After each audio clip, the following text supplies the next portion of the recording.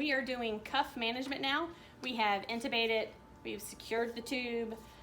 Now we have them on a ventilator and the emergency is over. We're going to now do management of the cuff so that we do not cause tissue damage. So you're gonna need a syringe, a suction catheter, or a Yonker. I'm not gonna show you how to do the Yonker, I'm only gonna show you the catheter because you know how to use a Yonker. And suction equipment, obviously.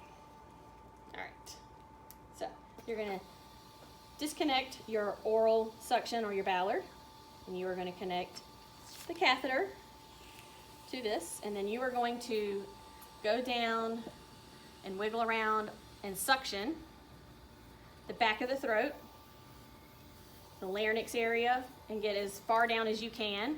Although you have the CAS system or the suction that is suctioning above the cuff, this gets the back of the throat and all that other area. So once you've suctioned well, you take this out, take it off, reattach.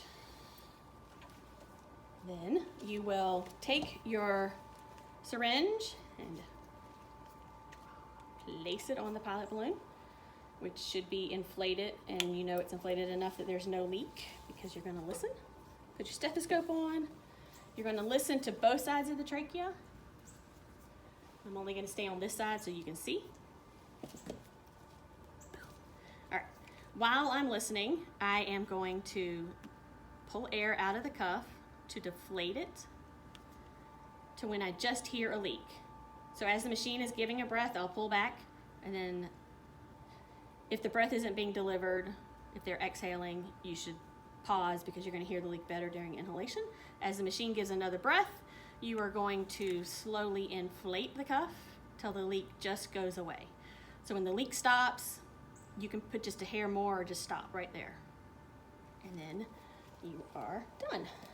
This is called the minimal occlusion technique.